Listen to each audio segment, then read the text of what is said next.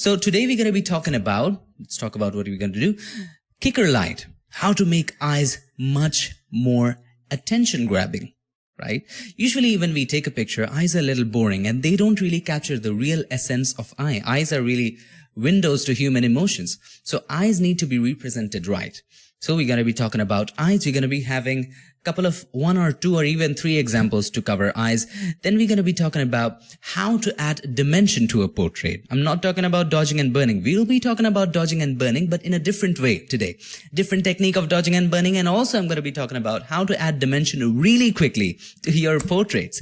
And maybe it's going to be really useful for black and white portraits, portraits that have a lot of texture to it. That kind of. Then we're going to be talking about how to add dimension to hair, because hair actually frames the face and we don't want to miss the hair, right? Hair. And then I'm going to be teaching you a secret action. I did talk about this action before, but this action can be modified according to your portrait. I'm going to be talking about secret action to really soften your skin with the skin texture still maintained in no time at all. And after that, I'm going to be talking about a little bit about color correcting and a cool way to make your images pop in just 10 seconds. All right. Using blend modes. It's going to be fun. So let's see whether we can start here. Hi, To. How are you doing? Norway. Amazing. Everything is fine. People can't find it yet. What? Andrew, shall I start? Hi, Mawuri. How are you doing? Hi, Tiane from Texas. Great to see you. Okay. I'm not looking there because I'm tracking your comments with my phone because I have to share the whole of my screen right now. So Michael Robinson is here. Great to see you. So I think we shall begin. Andrew, shall we begin? Hi, Eddie. How are you doing? Melissa. Good morning, Melissa. I hope I'm pronouncing your name right. If it's wrong, just let me know. Okay. Shall we begin? Let's begin. So first we're going to be talking about kicker light. And before that, let's go ahead and switch the screens. So today, by the way, I'm in color. Yesterday I was in black and white. So Andrew suggested me go color. Maybe that will pump up the mood and make you more energetic. So let's switch the screen to somewhere, maybe this one. Okay, let's go ahead and open up my Photoshop and then open up this and switch the screen just like that. So now we are in Photoshop. And I think we are good to go. As you can see in this portrait, the eyes are not much interesting. It's kind of flat and we're going to add some kick to it, some power to it, some reflections to it. So first off, have a look where the light is coming from. The light is coming from this direction. Have a look. So let me just show you where the light is coming from. If we just draw an arrow, light is coming from this direction. A little bit this direction, just like that. So here's a tip. How to find out where the light is coming from? Just look at the catch light of the eyeball. So here's the catch light. This clearly gives you an indication of where the light is coming from. Okay, Andrew gave me a green signal. Let's go ahead and begin that. So now what you have to do, this is just for representation purposes. Create a new layer. Then with this elliptical marquee tool, create an ellipse, just like that. And here's one more tip. And the tip is this. While you're creating an ellipse, and if you want to move the ellipse to a different place, here's what you need to do. Press and hold the space bar. And when you hold the space bar, you can move it. Right? It's interesting, isn't it? Now, you can adjust it. By the way, if you hold shift, then it keeps the circle in proportion. But eyeballs are not completely circle, right? They are a little bit oval, right? They're a little bit ellipse. So we wanted to have the qualities of ellipse. And at the same time, we want to move it to the eyeball and just stay away from the edges. Make it a little smaller than the edges and just leave it at that. Now look at the direction of light. So the direction of light was this, right? Now all you have to do, select the polygonal lasso tool, hold the Alt key or the Option key if you're using a Mac. Is the audio video all right? Everything all right? Fine. Awesome. Now, hold down the Alt key. Then, make a line perpendicular to the direction of light from a little more than the halfway of the eye. Makes sense? For example, the light is coming from this direction, right? So we need to make a line in this direction. Light is coming from this direction. Okay, the camera is a little opposite. Light is coming from this direction. So we need to create a line in this direction. So let's create a line. And when you create a line, press and hold Alt or Option. So more than half from the top, more than half from the source of light. Just create a line, little more than half. And there we go. And fill it up just like that. So this is a negative selection, making it just like an orange slice. Now all you have to do, you have to delete the iris area because we don't want to brighten the iris area. Iris has to be dark. Now select the elliptical marquee tool again, press and hold Alt or Option and create an ellipse again. Now this is a negative selection. Why? Because we are pressing and holding the Alt key. Now move it just like this. Just like this. Okay. This creates a C-shaped selection. Now fill it up with white. How to fill it up with white? Make sure the foreground color is white. Press X to toggle between the foreground and the background color. And then press Alt backspace. Option backspace. Option delete if you're using Mac. Mac doesn't have backspace. Does it? I don't know. Now once you fill it up with white, if you are confused how to fill it up with white, you can also use the paint bucket tool to do that. Then you can go to Filter, Blur, Gaussian Blur. Now how much blur to give it? See, your images is going to be different.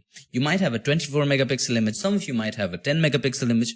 So the values, see, they're in pixels. So they might be different for you. How much to blur? Blur so much so that these become smooth. These corners go away, right? It becomes a U-shaped corner. So now it's becoming U-shaped. Don't go too much. Stop at just the point where it becomes U-shaped. Just like that. Maybe this looks right. Click OK and change the blend mode to overlay.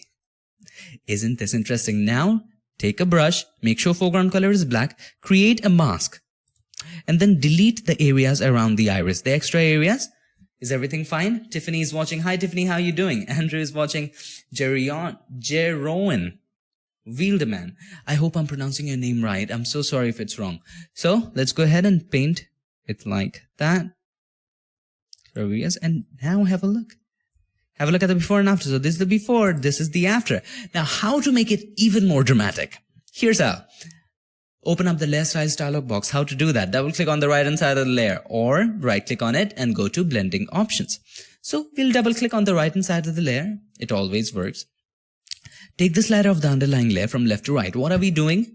Deleting the dark areas of this layer, which is the underlying layer which is beneath it, from this layer, from the layer in which we have the bright area of the iris. So pupil has to be completely dark.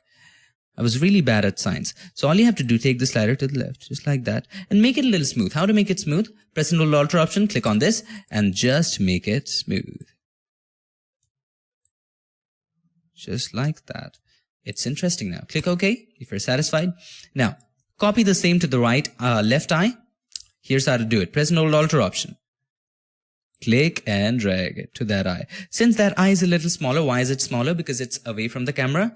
We need to make it a little smaller, just like that. And then move it to the right place. There we go.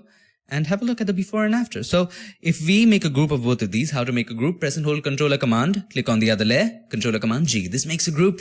So this is the before. This is the after. Now, if you want to pump up even more, make a copy of the group. Controller Command J. Now we have more juice. So make a group of both of these groups. Controller Command G, select both of these. And now control the intensity using opacity. So just like that. Have a look. Before, after. And this makes a ton of difference. If we go ahead and have a look. Before, after. Before, after. Isn't that interesting? Okay. So before we move to the second example, let's take a few questions. So let's have a look at. Okay. So it stopped. Tor, is it okay right now? Is it working? Is it fine? It shows me all right. I don't know what's happening. Is the audio all right? Is the video all right? Mary Kay says your voice is breaking up. Andrew, is everything all right?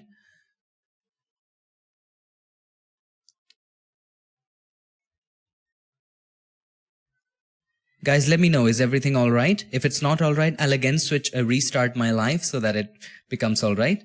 Okay, Andrew says it's all right. You sure, Andrew? Okay. Okay, great, awesome. It's fine now. It wasn't sounds good to me. Eddie says it's working fine. Okay, thanks a lot for letting me know that. Okay. Did you miss a step? If you miss any step due to the audio or the internet or something, do let me know. I'll repeat it for you, okay? All right. Set up for you guys. So let's move on to the second example. I have kept it at a sequence. Kicker light, example number 2. So in this you'll be able to see, I chose this example because I really wanted to make it clear about the direction of the light. So let's change the background color to say dark gray. So direction of light plays a very major role, right? So in this too, all you have to do, create a new layer. Is the audio alright? Broke up for a second. Fine now. Sounds great. It just blips alright. Okay. Seems to be alright to me. Now, similarly, make a circle. Just like that. Make it a little smaller. Stay away from the edges. Okay. Once we have made that, now let's move the selection. By the way, can I give you a tip? If you want to move the selection, select any selection tool and take the cursor inside the selection and then you can move the selection. Right? You cannot move the selection by using, well, you can move it, but if you take it inside the selection, it just doesn't move. It gives you could not move this because the selected area is empty. The move tool, if you move it from inside the selection, it moves the selected area. It doesn't move the selection. So if you want to move the selection, do it from the outside, or using any selection tool, you can do it from the inside. So that was a little tip there. Once you do that, do the same things. Direction of light this time is a little different. Direction of light is from here, okay? Coming from here. So we'll make somewhere around just like this. And then we're going to choose the elliptical marquee tool, press and hold Alt option. Just like that. And then fill it up with white. Not black, white. And then filter, blur, Gaussian blur. It seems to me all right. Change the blend mode to overlay. Right out of the box. Amazing. Now you can dramatize it by going to blending options and then take the slider of the underlying layer from left to right. Just like that. Have a look. It's golden. Now you can make a copy of it just like that and put it in this eye. You might have to move it a little bit. There we go. And have a look. Isn't this wonderful? Now, let me show you the before and after. Before, after, make a copy of the group and then control the opacity. And that's pretty much it. For after. Right? Makes sense? Did you understand it? Okay. Dustin says, Sup Unmesh, good to see you live. Good to see you, Dustin, too. Amazing. Lizette says, please share. Guys, please do share it. I'm so great to have you guys. Connie says, amazing. Thank you, Connie. Now, let's go ahead and move on to the third one. Okay, let's close it down just for housekeeping purposes. We need to keep our computer optimized. You don't want to lag during the live stream, do you? So, now let's talk about dimensions. Let's talk about how can we use screen and also multiply to add dimension to your portraits. So, open up screen, this example. Now, this is the image I already talked about as to using calculations. How can you create amazing black and white conversions by using calculations? So, in this, as you can see, this is the black and white version that I created. So, this was the original version. So, this is the black and white version that I created. And now, above it, I added, see, this kicker light. Have a look. In this too, I've added the kicker light before, after, right? Isn't this amazing? But this example was for something else. This example was for how to add dimension, how to make it even more dramatic. Well, it's going to be really simple. All you have to do, make sure the topmost layer is an adjustment layer. So create an adjustment layer, any adjustment layer, it doesn't really matter. By the way, guys, let me know how the audio is, how the video is, because again and again in my phone, I'm seeing those round loading going on and again and again. So let me know. Okay. All you have to do, create an adjustment layer. Any adjustment layer will do. Let's create levels. Now, once you create that adjustment layer, make sure it's the topmost adjustment layer. To make it more dramatic, all you have to do, change the blend mode to screen. Now, what does screen blend mode do? Well, screen blend mode lightens things up, right?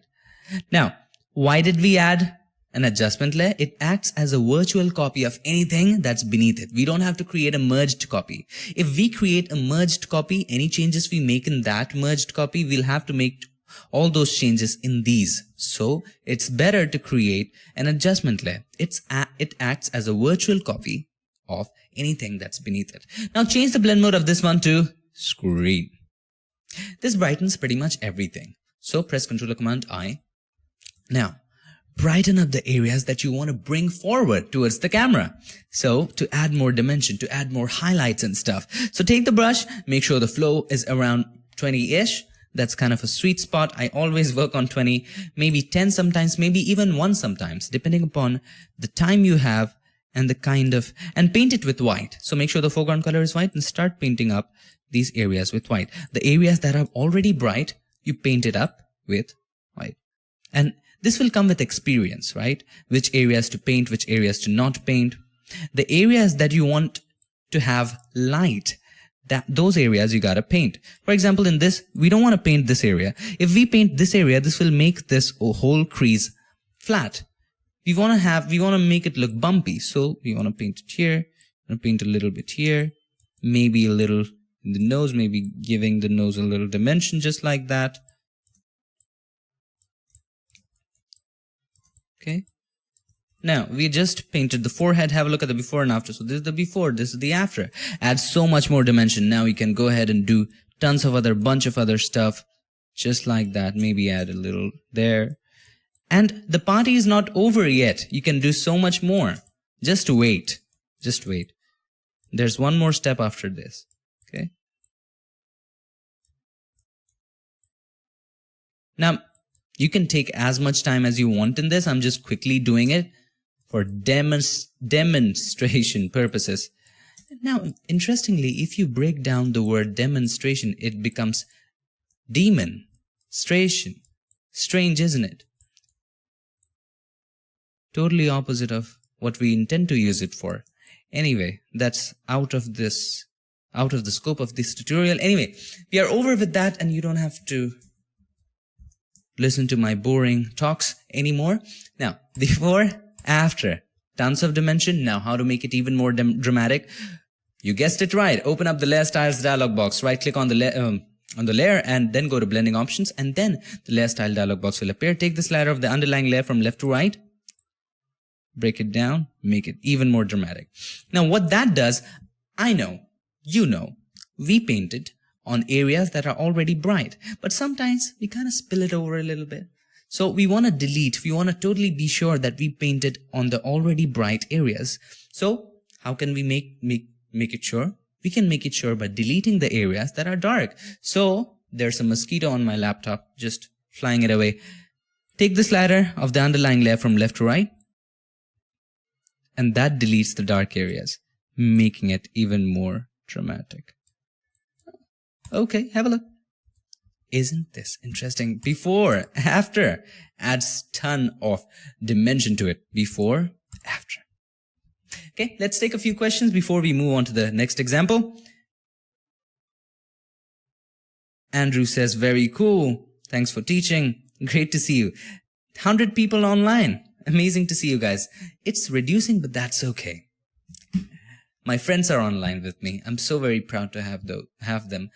Now, next, move on to the next example. By the way, you can also use multiply for darkening stuff. If you want to darken up this stuff, open up, create a new levels adjustment layer. And then what you do, you change the blend mode of this one to, you guessed it right, multiply. Screen lightens, multiply darkens. Now it's too dark, Control Command I. Now we can go ahead, take the brush, make sure the foreground color is white.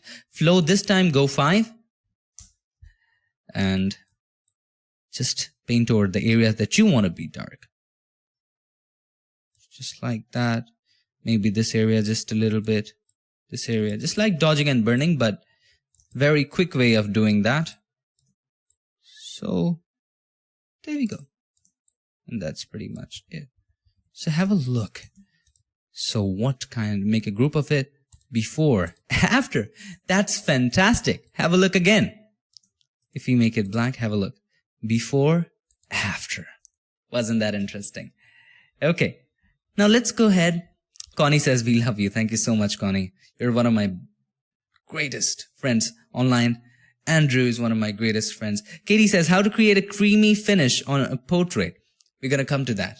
Okay. We're going to come to, mixer brush, and then we're going to be talking about that smoothing, softening. It's going to be fun. So let's move on to the next example. Hair. So you can also use the same techniques on hair too. More often than not, we often go ahead and ignore the hair, but hair is really important. So in this, as you can see, the hair is a little flat. It's not interesting. Maybe, what about making a couple of strands a little lighter? What about highlighting a couple of strands? Wouldn't it be fun? Similarly in this, create a levels adjustment layer.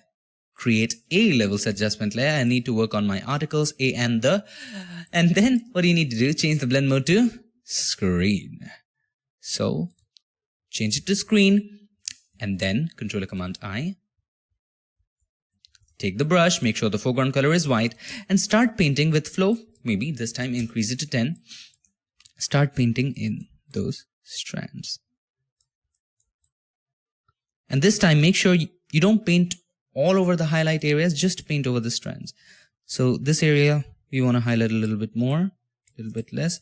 This area we need to highlight, and you can also manually decide. You can decide which area to highlight, which area to not. Okay. If you paint a little extra by mistake, you can always switch between black and white and paint the extra areas with black, just like that. And you can go ahead with this little white. Little strands, just like that. Maybe brighten up this strand here. That's interesting. Maybe let's brighten up this area. Brighten up this area just a little bit, the side of her hair. Maybe just a little bit the middle strand. And we are pretty much done. Have a look at the before. Wow, this looks awesome, doesn't it? If you don't agree with me, let me know. Give me a dislike. Is there a dislike button? Anyway, so this is the before, this is the after. Isn't this wonderful? Now you can also add a layer mask to it. Sorry, blending options, layer style to it. Take this, just like that. Click OK, just as we did in the previous examples, before, after. Have a look. Before, after. Okay, so let's take a couple of questions and then we'll move on to the next one. Richard says, just got there. I hope you're having fun. We are having a lot of fun here. I'm so glad to have you. Sweta, great to see you. Kindly tell about retouching workflow. I'll make a video about it in future. How do you determine which blend mode to use? Hey Matt, watch my tutorial on blend modes in depth. Okay, you'll understand what each blend mode does. When you brighten up the areas, where would light... Okay, Melissa Jordan asks, would you brighten up the areas where the light would hit? Well, I would. Of course, why not? Also, you can manually lighten up the areas where the light doesn't hit. But it kind of starts looking fake, but you have, so that you need to find a balance. A very good way of adding a dimension is that find out those areas, Melissa pointed it right, find out those areas which are already bright. And then add more gradation to it. That adds more dimension. But when it comes to hair, you can do anything you want. Just be cautious. Don't just go to this extra dark area and start to just brighten this up. Don't do that.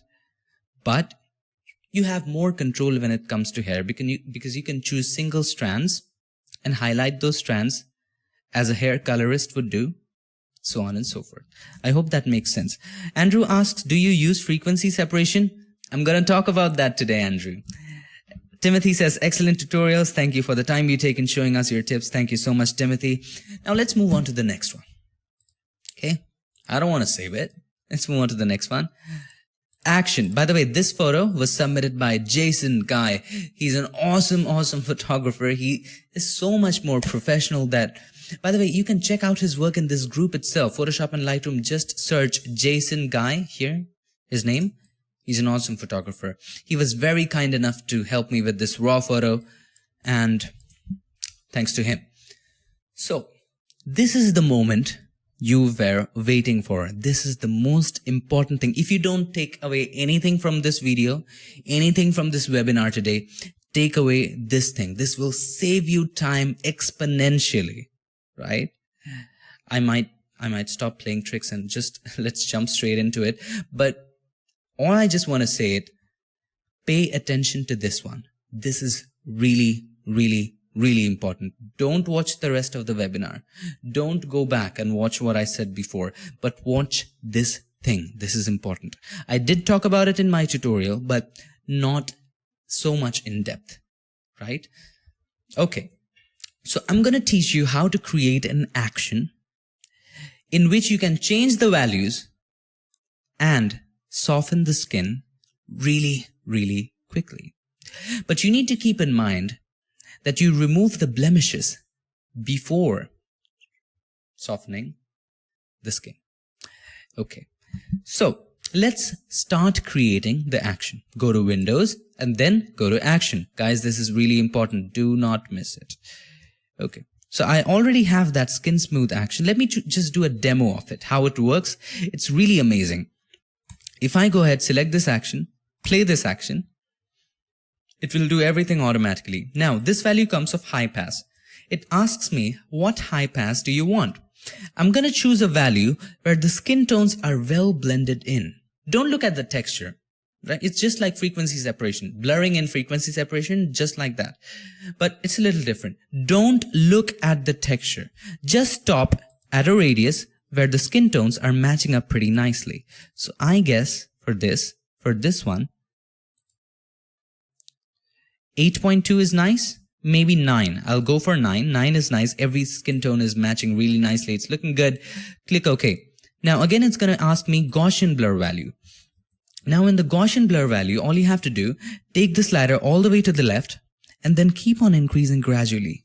Stop it just when you see skin texture. Just a little bit of skin texture. If you go way too ahead, you'll see all of skin texture, the things we don't want. So just when you see it, the moment you see it, stop there.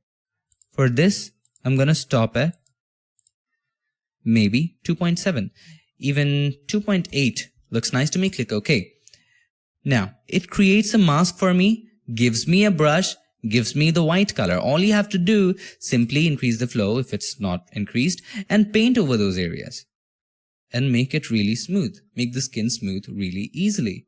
So just paint and it's done. Stay away from the edges and just start painting. It's so simple. Now I'll tell you how to create this action, but just have a look at how it works. So it works this way. So quickly we have before, after. Have a look. Show you before, after. Isn't that wonderful? Guys, do you mind if I wipe my face off just a little bit? Okay, let me just quickly do that.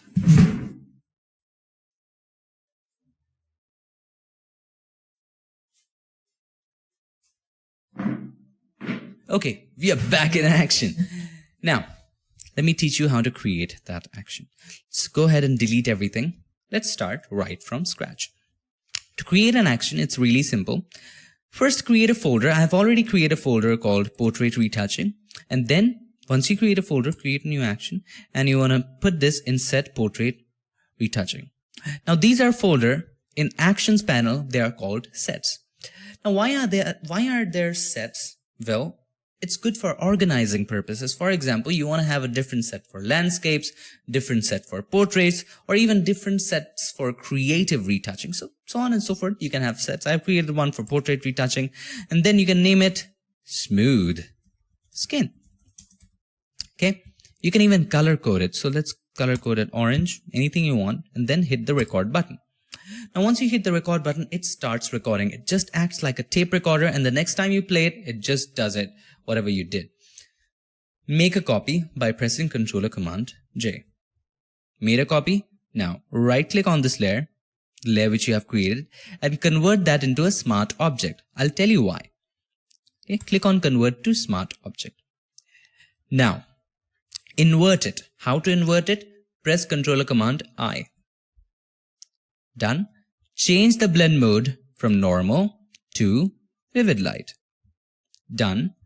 Then go to File, Other, High Pass. Now this time you can choose any high pass value, right? Doesn't really matter. Choose anything. But choose somewhere which is something which is reasonable, like 10, 12, something like that. It doesn't really matter, but choose any value and then click OK. Done. Now go to Filter, Blur, Gaussian Blur. Choose any value. It's already good value, 2.8. Click OK. Okay. Now we have done that. It's smooth.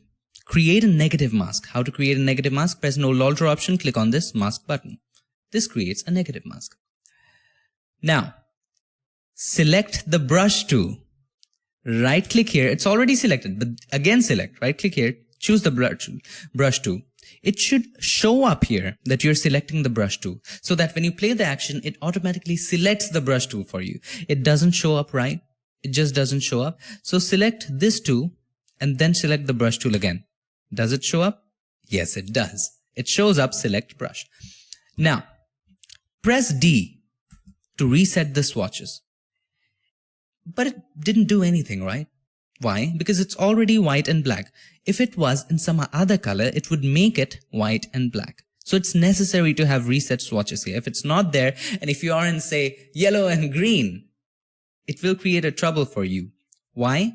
Because it will open the mask, give you the brush with yellow and green. You don't want that, right? Or some gray color, because we have selected the mask. It won't be color, but you don't want it to have a strange color. So make sure you reset the swatches. Your brush is selected. Everything is right. Stop the action. Okay. Stop playing recording. Just click on that and we are pretty much done. Okay. It's done. Now you can go ahead, paint. Before you save before you say action is ready, it's fun. All you have to do, make sure you click on this box beside high pass. Just click on this box and click on this box beside Gaussian blur. Now, if you do not click on these boxes, it will not ask you for the values. It will not ask you for the values of high pass and Gaussian blur. It will put the values that you selected. And you don't want that, right? Because every portrait is going to be different. The resolution is going to be, see, it's dependent upon the resolution. The resolution is going to be different. The size of the face on the frame, that's going to be different. So it's also be dependent on that. So everything's going to be different. So make sure it is clicked. Now, let's go ahead. Let's test this. Let's not select the brush and let's change it to somewhere red color, some fun. Now let's test this. Skin smooth, just like that. And it should do the job. Ask you for the values, high pass. Okay. Choose a value where everything is smooth. Click OK. The skin tones are blended together. Well, choose a value of the Gaussian blur so that the texture is just visible. Click OK. And it chooses you the brush and white and black color. The action worked just fine. Now all you have to do, paint. So play the action and just paint. Doesn't matter which tool you're in. Doesn't matter which color is selected. Just play the action and you're good to go.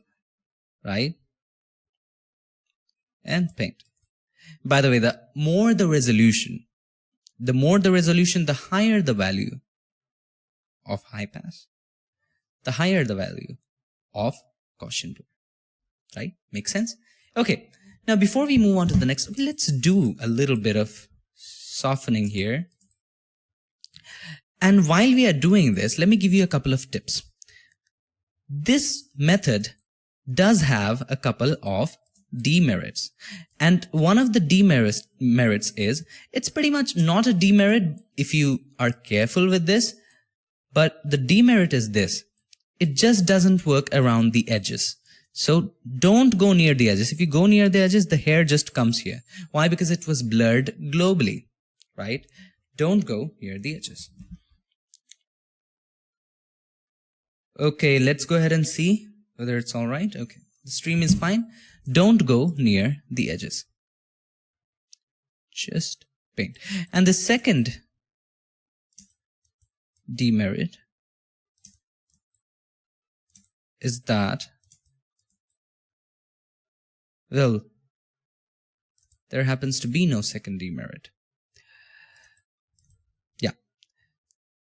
So I was going to give you a tip, which is very essential. When you're softening stuff, please don't soften the smile lines, right? If you do that, when you look at the photo and these smile lines are retouched, these are softened, it just tells you that, it just gives you a plasticky feeling. It makes the face a little bit plasticky. It doesn't look right. It looks unnatural. So do not soften the smile lines. They are good stuff, right? Do not soften it, right? I'm not softening it. I'm erasing the softening from that place. To erase the softening, make sure the foreground color is black and then paint again. And paint it with white to soften, black to erase the softening. And that's pretty much, let's erase the softening from here. Have a look at the before and after. So this is the after. This is the before. Makes ton of difference. Isn't that wonderful? So that's all about that action. Doesn't take much time. Just click on the action, play it, and just paint over the skin. That's pretty much it. So Diana asked, can you correct blemishes with this method? No. You have to remove blemishes first and then use this method to soften the skin. Whether you're using Lightroom to soften the skin, whether you're using Photoshop or any other application, please remove the blemishes first.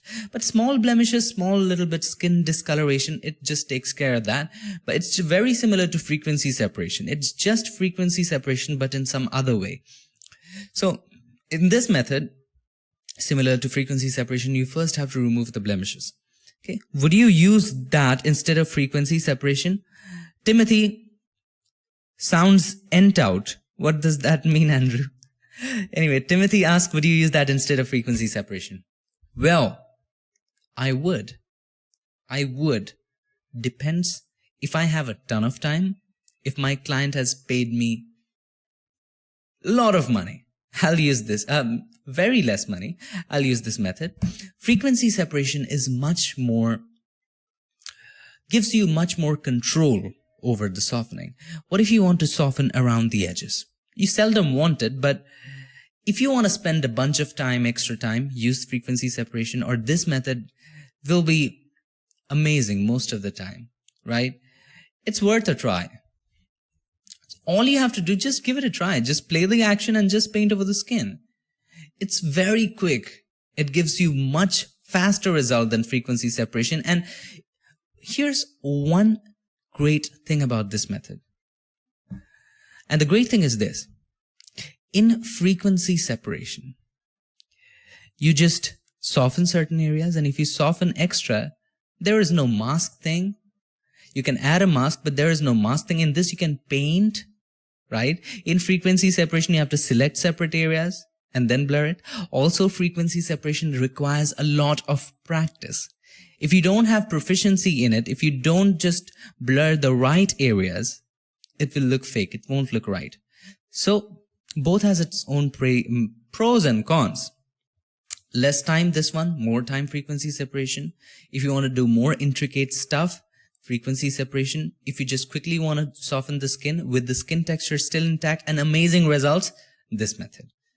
I hope that answers your question.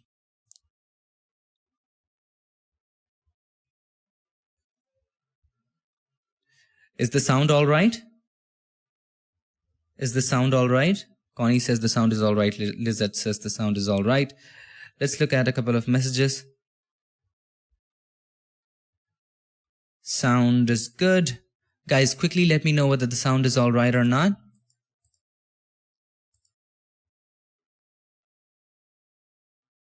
Okay, sounds good to me. Brian says good now. Okay. Andrew, let's not do it. I just want to go ahead and refresh, just disconnect and then connect. Let's not do it. It will take a lot of time. And we have just a couple of examples left. All right. So now let's move on to the next example. And this is one of my favorite things to do. Let's close it. And this technique was taught to me by Troy Davidson. He's an awesome photographer. He's also a member of this group. And he taught me a lot of techniques, some of which I've created a video about. And this is one of the techniques which he taught me about using mixer brush while frequency separation. So, in this example, as I told you earlier, we're going to be talking about frequency separation, a new way to do frequency separation. So, first off, make a copy of the background layer if you want to, but we won't. We will create a new layer and name it healing or blemishes. Name it whatever you want, and first we need to remove the blemishes. Andrew says, if anyone has any technical difficulties, try another browser. I switched to Chrome and it's working fine. Yes, Chrome is the best browser ever. I have tried switching to Opera and maybe Mozilla Firefox, but Chrome is always the best. Alright, so let's first remove these blemishes. How to remove the blemishes? Use the healing brush tool. By the way, I have a complete tutorial on how to remove blemishes, and there I discuss a lot of techniques depending upon the time you have and how much more intricate do you want to go. Use the healing brush tool, make sure aligned is checked, and in the sample, current and below or all layers is checked. If the current layer is checked, it won't sample anything because the current layer is empty. Current and below, just go ahead and just sample. Just paint over this area, sample, paint over this area, sample, paint over this area. Seems all right. I have MSN off and bedridden a year ago every morning. Thank you for your talent. Thank you, Kim. Remove those blemishes just like that.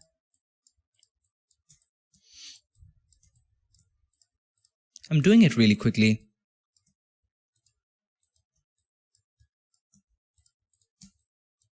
Okay, once you have removed those blemishes, let's remove this one too. Once you have removed those blemishes, all you have to do, let's apply frequency separation. And the best part of this is that the blemishes are on its own layer. Have a look. They're on its own layer. Anytime you go wrong, you can just go ahead with the eraser tool and just erase it and do it again. So have a look before, after, right? So let's take a break. I need to drink a little water. So let's go ahead. Let's take a little break.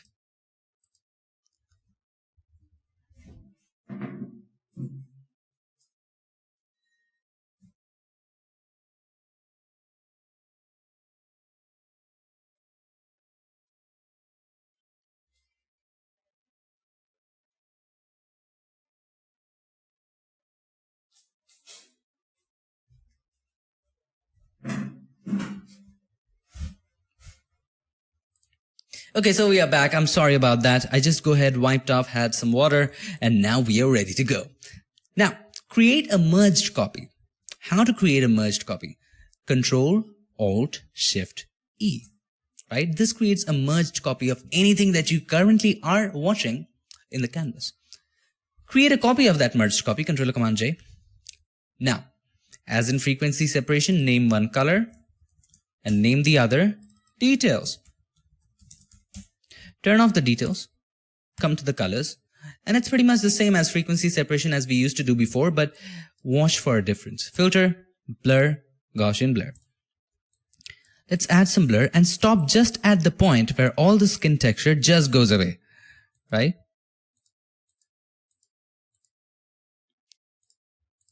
I think 4.5 is a good number to be at. 4.5, click OK. Turn on this details layer. And now in the details layer selected, with the details layer selected, go to image and then apply image. And once you go to apply image, make sure layer you have selected is the color layer. And we want to select the blurred area. And we want to subtract that blurred area from the details. So all we have in this is just the details. And make sure subtract is selected, scale is 2, offset is 128. Click OK. Now you knew that. You knew frequency separation. You might have learned about it. Now change the blend mode to linear light. Now, interesting thing. If we make a group of both of these, details and color, if I turn this off, it's the same. If I turn this on, it's the same. Which means that these two layers are combining together to give you the whole portrait. But if you look at it individually, it's blurred and it just has the details. If I just turn it off, it just has the details. Isn't that interesting? So it separates your photo into two parts, color and details. It allows you to edit just the color or just the detail. So you want to soften up stuff? Edit the colors. Remove a wrinkle? Edit the details. So on and so forth. Now, earlier what we used to do, let me just show you earlier what we used to do. What we usually do, take the lasso tool, feather 15 somewhere around that, select an area that you want to make smooth, and then what we used to do, we used to go to filter, blur, Gaussian blur, and then added a little blur, just like that, and it softens that area. Have a look. Okay. And do this time and again. Filter, blur, Gaussian blur, and soften it according to the amount that it needs, so on and so forth. Now this is time consuming, isn't it? You can also repeat the filters, but again, making a selection again and again, that's time consuming. Now, instead of doing that, what you can do, we can use the mixer brush. But before we get into that, let's understand what mixer brush does. To understand that, let me go ahead and create a new document just to show you what mixer brush does. Okay, so I'm going to duplicate the layer and I'm going to just, this is just for demonstration. So I'm going to choose new. And what does the mixer brush do? So if we choose the mixer brush, right click on it and choose the mixer brush tool. Okay. And make sure you have clicked on this one, right? This makes the color transparent. If you have not clicked on this one, if you try to paint it, it won't be transparent. So it chooses a color. So make sure it doesn't have a color. Click on this. It makes it transparent. Now, here is one of the most interesting tools in Photoshop. This is the wet value. How much wet the brush is. This is the load value. How much color or how much load the brush is taking. Right? And this is the flow value, flow and opacity, just like that. Okay, let me show you what it actually does. If I choose the mixer brush and if I paint, see what it does? It just mixes up stuff. If I take it, it just smudges up stuff. I take the lipstick right from here, it just, look, it kind of softens it, right? It does that. And if I decrease the wet value, make it a dry brush, you might have guessed what would happen. The load would end very soon, just as it did right now. Increase the wet just a little bit. So load stays a little bit more. Increase. So just as a brush, it acts just like a brush. If the brush was completely wet, you can drag it all the way around your room. You can drag it maybe very long. If the brush is dry, you can drag it not so much. Drag it a little and the color ends. And that's what wet is. Load is how much the brush is taking. Now you don't have to fiddle with load. You don't have to fiddle with mix. You just have to fiddle with two things. That is wet and flow. Now this is kind of making things smooth. Have a look. It's pretty much doing the same thing. But we don't want so much of wetness. We want to decrease the wetness. We want to make things a little smoother, just like that. So, are you understanding where I'm getting with this? Let's go ahead and delete this, turn this off. And the same thing we're going to do with the color layer. Select the color layer, make sure the mixer brush is selected, decrease the wetness to maybe 5% and the flow to maybe 20% and start painting. Maybe, and this gives you a plethora of options. You don't have to select anything using the lasso tool and you just have the complete control. Maybe you want to blend the color, the skin tone of the under eyes to this. All you have to do is just merge it slowly with this. Just like that. Start painting. And if you want to do it really quickly, increase the flow and increase the wetness. If you want to merge this area, this dark area with this bright area, all you have to do is paint it that way. Just paint, start painting that way. And it's pretty much solved. Right? Gives you so much more control. Don't paint over the highlights. Paint in the direction of the colors you want to blend. Troy is a genius. He taught me this technique. He's an awesome retoucher. Now, this you do if you have plenty of time and if you want really professional looking result. Now we just retouched a little area. Have a look at the before and after. Before, so let me just turn on this. After, before, after, before, after. Now, to use this, you need to be really proficient while using the brush. So you have to have the right directions. If you go wrong, if you just paint in this direction, this won't look, this is looking nice right now, but if I zoom out, this has become flat. So you need to be really good with this. That's a drawback of this.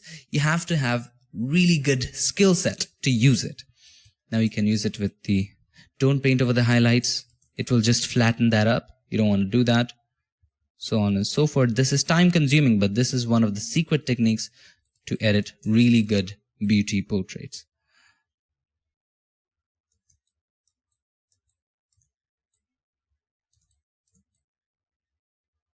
Just like that. Don't paint over the smile lines. I've already told you, smile lines are good. It's just like that. Have a look. Now this time, if you want to soften this area, just this area, you can easily do that. But with that technique, the action technique, you cannot get near the edges. You seldom have to, but if you want to be really, really intricate about this and technical about this, then you can use this technique. This allows you to go near the edges, no problem at all. Go near the edges, not a single problem. The hair doesn't come up on the skin. But then again, I use that method more than this one. Maybe when I'm retouching, say, 20 images, in one image, I'll use this one, the image which is really, really important. Okay? Doesn't make sense to use this in all the images, because it will pretty much give the same result in most of the images and take more time. Have a look. But if the image is really important, use this technique. Before, after. Before, after. It wasn't that interesting. Okay, let's take a couple of questions. So now we have Brian. Yes, you're painting a quick, clear picture. Thank you. Thank you, Andrew,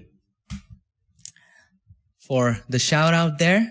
Okay, now let's move on to a couple more examples. And we just have 2 minutes, but we'll quickly wrap up, finish up. Now, color correction. Let's talk about color correction, and then we'll be talking about a very nice technique. Do you use a pen, tablet, or a mouse? Giorgio asks. No, I just use a mouse. This is a Dell wireless mouse. It's an amazing mouse. And by the way, I've been trying to get a sponsorship from Wacom. It's just not giving me. Anyway, so in this image, as you can see, there's a green tint. I've talked about this in my tutorial already. There's a green tint. How to remove that green tint? First off, you need to be thinking about, how can I select that green tint? That should be your first priority. We can do that by using the hue saturation adjustment layer. So let's go ahead and create a hue saturation adjustment layer. I use it all the time. Okay. Any type of discoloration you have, for example, there is tanning, a part of the skin is tanned. For that matter, you have to use this, and this is one of the very easiest and best tool to use when it comes to correcting skin color. So, taking care of the green color cast, here's what you need to do. Click on this button and click on that green color which you want to remove. So, click on the sample of the green color, just like that. And it gives you that. But it says it yellow. It doesn't really matter. We can live with that. And now, take the slider of the hue all the way to the left.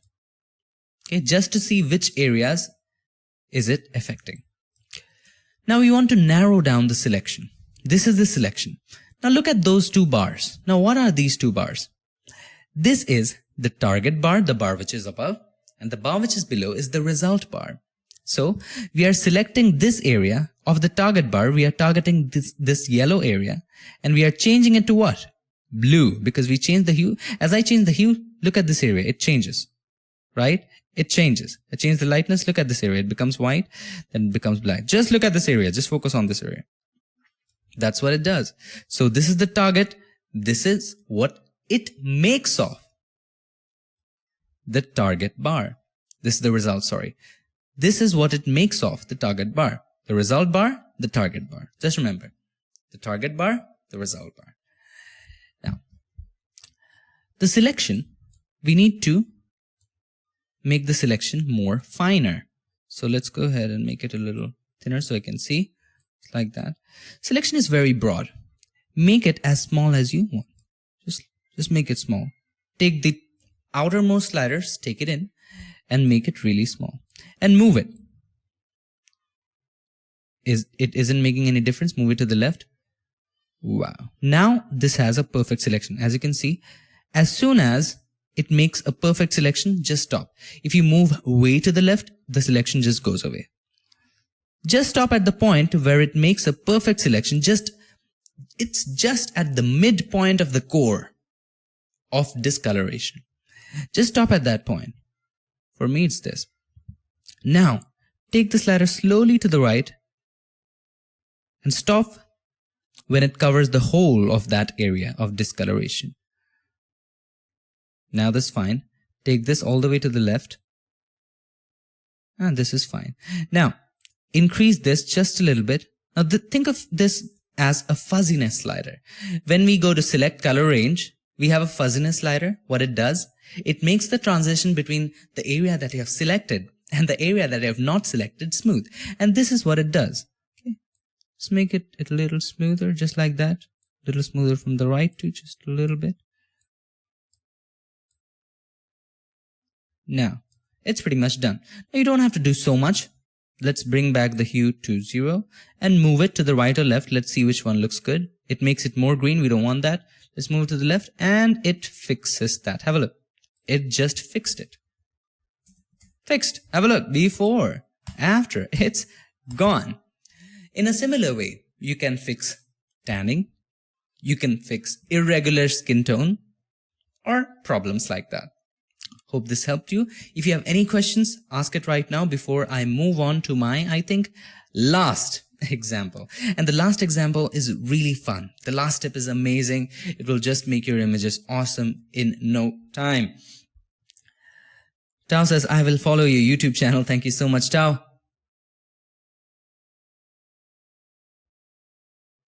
Good stuff. Get a tablet and you won't go back. I know. I just need to. Do you use a pen? Okay. That's pretty much done. Let's move on to the last example and it's going to be fun. Light leak. As you might have guessed, that's what it is. In this, I'll be talking about light leaks. So you can go to websites like brusheasy.com and download light leaks for free, or you can just Google light leak overlays. Now what that does, it allows you to instantly add amazing colors, amazing light leaks caused by the lens creatively to make your images really colorful, make it pop up. So I have a couple of light leaks. I will look, where is that? I might have kept it in E. There we go. Have a look at the light leaks that I have. So you can choose anyone you like. You can download light leaks by using Google or Brush Easy, and make sure you download the licensed one. I'll probably post a link in the comments after the live session ends. So choose anyone that you like and just drag and drop it into Photoshop. Hit enter. Change the blend mode to soft light. Have a look. Isn't this amazing? You can also try different, make it a little larger. Before, after. It's amazing, isn't it? You can also try overlay. Overlay is kind of too much. Soft light is awesome. Before, after. Change it dark gray. Have a look. Before, after.